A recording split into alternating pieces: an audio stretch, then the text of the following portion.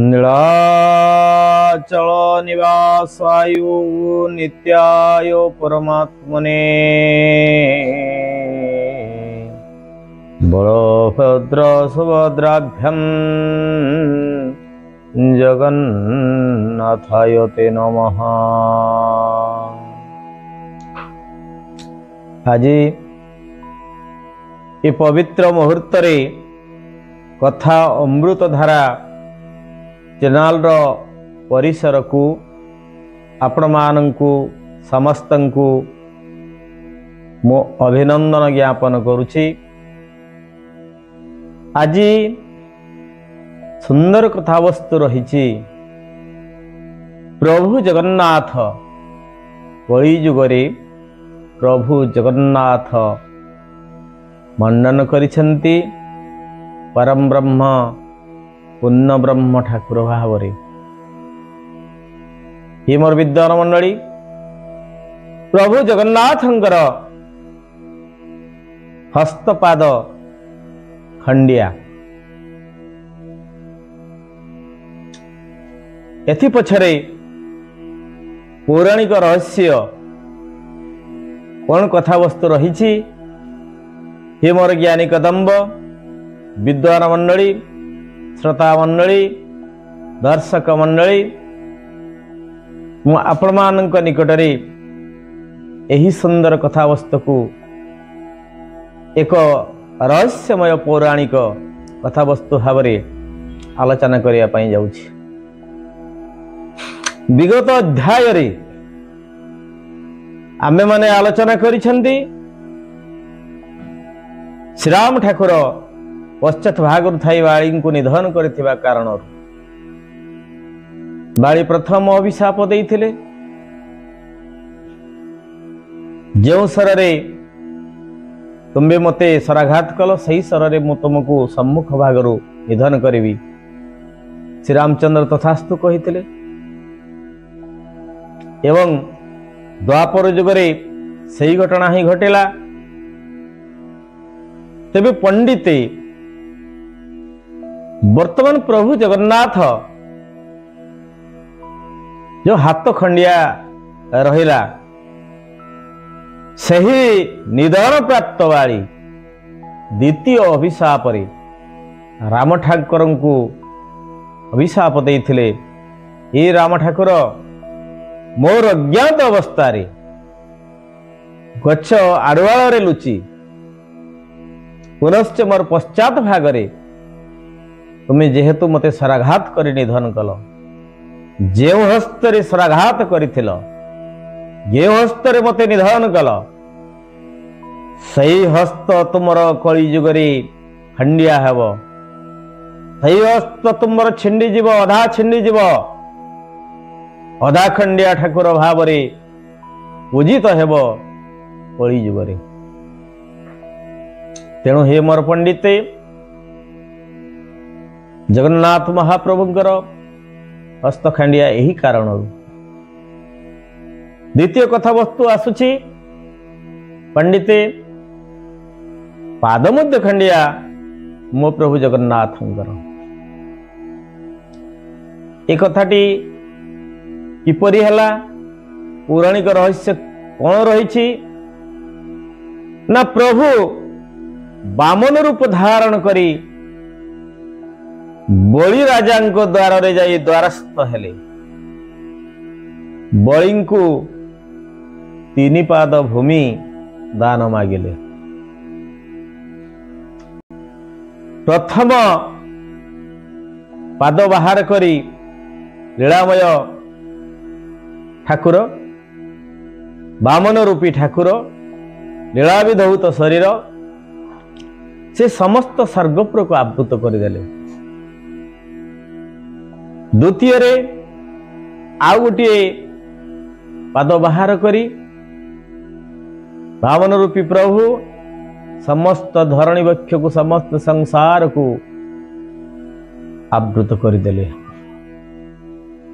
तापरे बलि राजा देखिले आउ तो प्रभुंकर पाद नहीं ये तो लीलामय ठाकुर मोमाया देवे अगोचर काहू जानिबे नरछार अति बड़ी जगन्नाथ दास भागवत रे विरचन करिसेंती। ई कथा आपण माने जानिछंती। प्रभु लीलामय ठाकुर नाभि मंडल आउ एक पाद बाहर कले एवं बळी को कहले, हे बळी एही तृतीय पाद मु कोठी रखिबी, मते स्थान दियो। बळी राजा निराश्रित होई निजर मस्तक को देखाई दियंते। वामन रूपी प्रभु लीलामय ठाकुर बळी राजांकर मस्तक को चापी देले। जेतेबेले बळी राजा निधन हो जाउछंती, प्रभुंकर पाद चापरे मृत्यु वरण करिया पई जाउछंती, सेतेबेले बळी अभिशाप देले प्रभु को, हे प्रभु लीलामय ठाकुर विधौत कले बर शरीर, तुम्हें आज कपट करी मते तुमर तृतीय पादरे मस्तक बाहर रखी मते चापी देल। मु वर्तमान मृत्यु आसन्न मृत्यु को सामना करुछि। हे प्रभु तुम्हें एपरी कपटी प्रभु, मते कपट करी मारिदेल, तेणु तुम्भं को मु अभिशाप देउछि। जो पादरे मते तुम्हें मो मस्तक चापी आज निधन कल, मोर अभिशाप को घेनी हे प्रभु ठाकुर कई जुगरे सही तुमर पाद खंडिया है जीव, एही अभिशाप तुमको मु देउछि। अतएव मोर पंडिते कई जुगरे प्रभु जगन्नाथंकर पद खंडिया हैला, हाथ मध्य खंडिया हैला, पाद मध्य खंडिया हैला। यही कारण पौराणिक रहस्य। आज प्रभु लीलामय ठाकुर प्रभु जगन्नाथ, मो प्रभु जगन्नाथ सेजे कमलाकांत पुरुषोत्तम क्षेत्रवासी, ता नाम गाई जीव जीवन जीवसरी, तोपाद पद्मे अच्छी ठाई। तेणु कलिजुगर ठाकुर परम ब्रह्म पूर्ण ब्रह्म, तांकर हाथ पाद पौराणगत यही प्रमाण जोगु खंडिया। ये होछि ब्रह्मांड मत। पिंड मतरे ब्रह्म पूर्ण ब्रह्म जगन्नाथ प्रभु नीलाद्रि बिहारी संसार मंडनकारी विष मंडनकारी विश्वर अद्वितीय देवता से पूर्ण ब्रह्म निराकार ब्रह्म। बहु विद्वान कवि पंडित माने वर्णना करिसेंती। यदि पूर्ण ब्रह्म निराकार तांकर आकार किछि नाही, अतएव पूर्ण ब्रह्म जगन्नाथ तांकर निराकार कारणरू हाथ भी नहीं पाद भी नहीं। श्री प्रभु जगन्नाथ नीलाद्रि मंडनकारी प्रभु समस्तंकर शरीर विद्यमान सकल घटे नारायण बसंती अनादि कारण भागवत वाणी। तेणु शंकराचार्य मध्य उक्ति देइछन्ति श्लोकार्धेन प्रवक्ष्यामि यदुक्तं ग्रंथ कटिबि ब्रह्म केवलम सत्यम जगत मिथ्या जीव ब्रह्मैव नापर।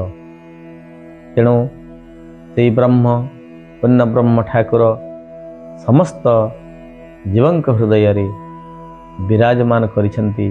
मो प्रभु जगन्नाथ पौराणिक रहस्य पौराणिक किंवदंती आपण मानक निकटरे उपस्थापन कली।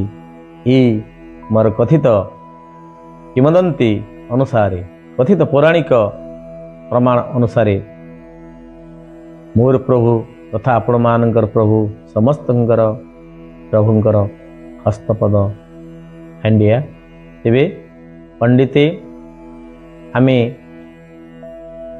आगामी अध्याय रे अन्य एक सुंदर कथा वस्तु नेबा। आज समग्र श्रोता मंडली उत्कलवासी ओडिशावासी भारतवासी विश्ववासी को मो सम्मान ज्ञापन करी आज अमृत कथा धारा को जगन्नाथंकर अमृत कथा धारा को मुझे विश्राम देउछि। जय जगन्नाथ जय जगन्नाथ। सर्वे भवन्तु सुखिनः सर्वे सन्तु निरामया सर्वे भद्राणि पश्यन्तु मा कश्चित् दुःखभाग् भवेत्। ॐ शान्तिः शान्तिः शान्तिः।